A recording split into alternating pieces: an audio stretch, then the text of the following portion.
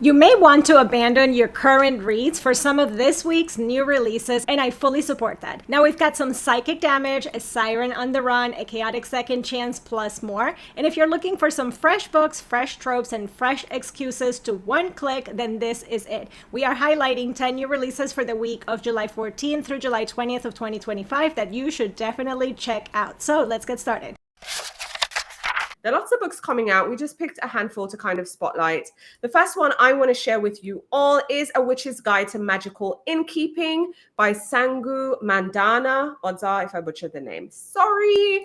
But I think this is a highly anticipated book because people really loved the previous book, The Society of Irregular Witches, right? That was the name. But in this one, we have a girl who was once Britain's top witch until she resurrected her aunt and she lost her magic, and then she kind of gets kicked out. And now she's kind of this grumpy innkeeper in Lancashire, which is a whole vibe. She's catering to all the different guests. There's also this talking fox, and she learns a spell that might restore her powers. So, she's really excited, but she's reluctant to team up with this magical historian who can maybe help her, but he is insisting on keeping his distance away until, of course, he starts, thawing out. It's kind of like one of them icy people that kind of thaws out. So cozy in drama for sure. There's humor, the slow burn romance, and, just an enchanting setting. So I think it's cute and it's fun. Definitely one of those summer can roll over to fall kind of reads.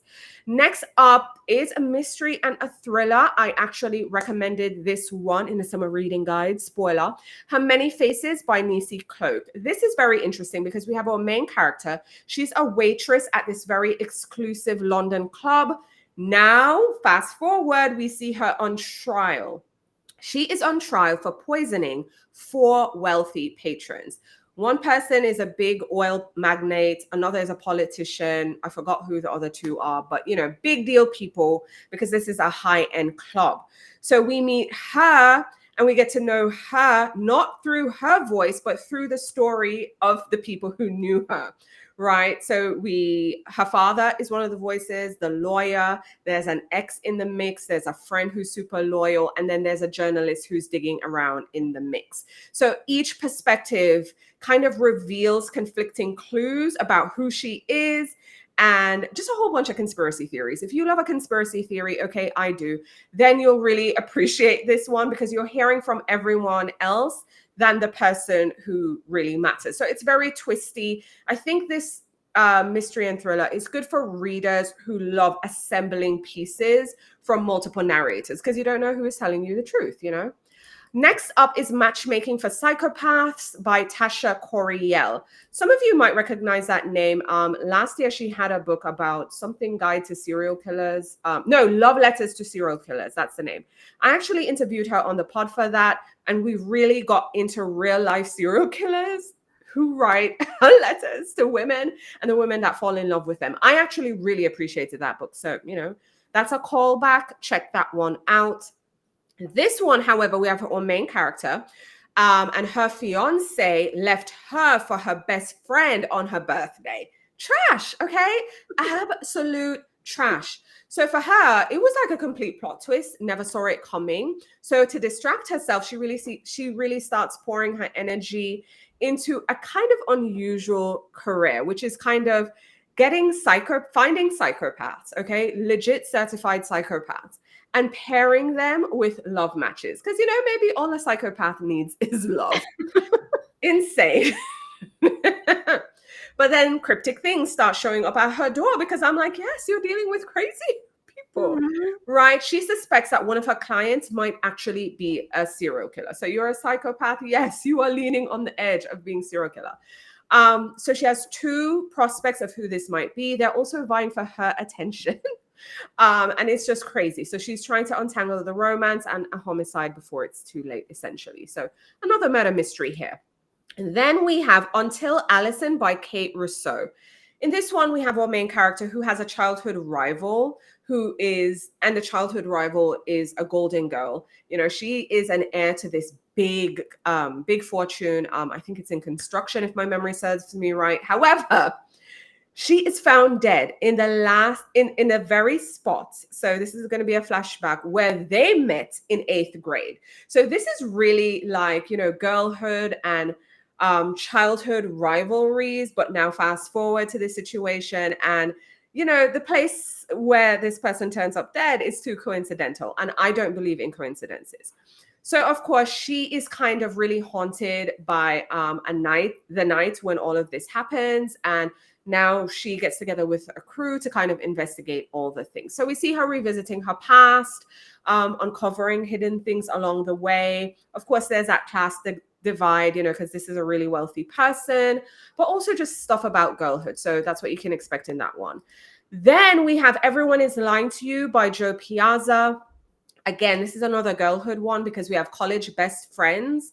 One of them vanishes, but then 15 years later, the other friend decides to kind of go down a rabbit hole to kind of find out what really happened. But here's the thing. She is not who she presents herself to be, because now she's like this trad wife influencer living this picture perfect life. And so she at this influencer conference, ends up disappearing herself.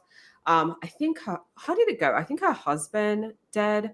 Yeah, there's a dead husband in the mix. And then, of course, it's just a whole bunch of backstabbing, social media. And it's trying to figure out who is really who behind this juicy kind of filter. So, yeah, it's very crazy how you can be one person in college and then completely transform into something else. The friend is like, who is this? Like, you're basically dead to me. And the last one is a double feature. Okay. So, how in the cinemas you used to have double features back in the day? Okay. This book is a double feature. It is entitled The Babysitter Lives and Killer on the Road. This is by Stephen Graham Jones. It is a horror and it is a double feature because you get in 2 stories. One is The Babysitter Lives and one is Killer on the Road. In one of them, we have a main character planning a Halloween babysitting gig until the children she's watching summons something in the house. I can't say because that's I read it and it's a spoiler. And then babysitter realizes, oh my gosh, I'm not just here watching these children.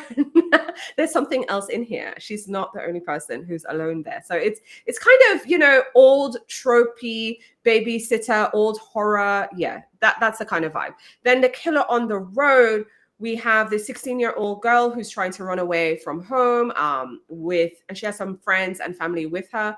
But then she discovers that they've been marked by a serial killer who is kind of patrolling the road that they're traveling on. So it's like, it's not a US one. It's like a route, I don't know, Route 90 or something. And the serial killer is just patrolling this place. So, yes. So there are 2 novellas in one. Like I said, it's a 2-for-1 feature. I do think Stephen Graham Jones is a very particular kind of horror reader. So if you've read any of his previous books and you loved it, then, you'll appreciate this one as well.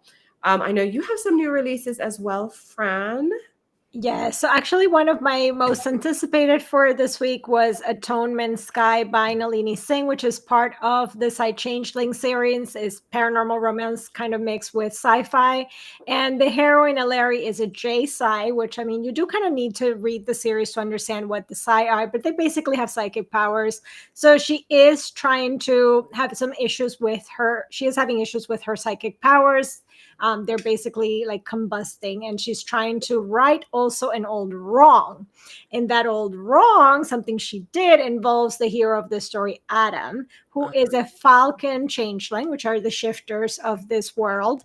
And now he does not forget that betrayal, and he's holding a grudge. And so this one is very messy with them, like fixing all of that.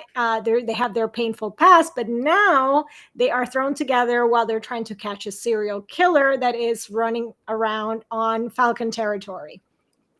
Now, the second one is a contemporary romance. It's The Reluctant Flirt by Jennifer Probst. So we have our heroine, Sierra, who finds out that her husband is cheating on her.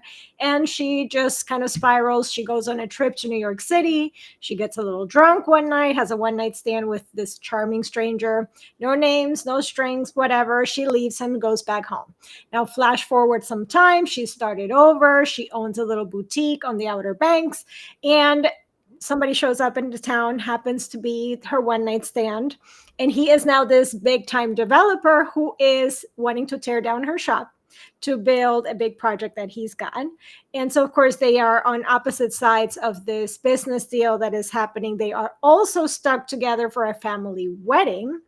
And those old sparks from their one night stand are still there. So they do have that enemies to lovers vibe. It's got that kind of a second chance and lots of small town drama. So great one for like right now. Now the next one is a romantasy. It's the first in a new series. And I have been telling you guys, I always love right now, water, mermaids, sirens, pirates. I'm all about that. So this is a first one in a new series.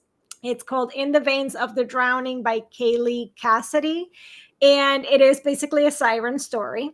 So we have Imogen, who is a siren hiding in plain sight, and she's trying to avoid her powers and the people that are hunting her kind, basically. So she ends up bonded to a broody king, of course. It's a little bit cliche, but they go on this deadly journey in like undead infested waters. There's lots of threads, so lots of things on the high seas, and there is a blood bond and lots of tension. I think it sounds really fun. It kind of gave me vibes of there used to be this show called Sirens, and they were a little bit like hiding in plain sight, and then they would convert and whatever. So it kind of gives me those vibes, which were a little bit creepy. So I am fully expecting a little bit of creepy in this one. It is blurred by Rachel Gillig, so she really did enjoy that. So I am looking forward to reading this one. The next one is another contemporary, a little bit cuter. It's Pugs and Kisses by Farah Roshan. Now, this one is a second chance romance between two veterinarians who used to volunteer together at an animal shelter.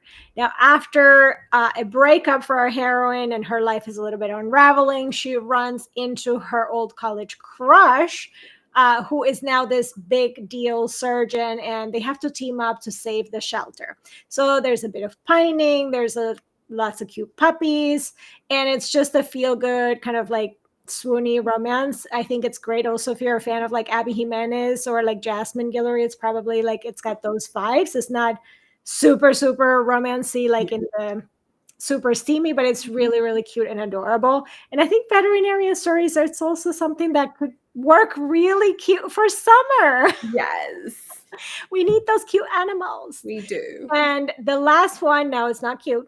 It's The Bewitching by Sylvia Moreno-Garcia. So this one is kind of like horror, eerie. It's a multi-generational witchy mystery horror that spans 3 timelines. So we have Minerva, who is a grad student and researching an author whose fiction may have been a little bit too close to home, a little bit too real. So she starts digging into the past and, you know, kind of uncovering things that maybe have a little bit something to do with her and her family and generations. So it's got that Mexican Gothic atmosphere. It's a bit of haunted academia vibes, lots of generational trauma, but also it's tied to witchcraft. So lots of fun. So something a little bit different for whatever mood you're in. And there you have it, guys. Those are 10 new releases that you definitely need to check out that came out in the week of July 14th through July 20th of 2025. Let me know in the comments down below which one of these you're adding to your TBR, or if there were other releases that came out this week that you cannot wait to read or that you've already read. Let me know in the comments what you're looking forward to and what you already read and loved. But if you are looking for more books that are perfect for the season, we are in the middle of Cancer season, and I did a whole Cancer season soft girl era reset with some book recommendations and also some activities that you can incorporate into your life right now. So if you want to check that out, I will leave that linked here. As always, don't forget to like this video, subscribe to the channel, and hit that bell notification so you don't miss any videos from us, and subscribe for free to our Substack so you don't miss any content that we post across all of our platforms. But for today, that's all I have for you guys, and I will see you in the next video.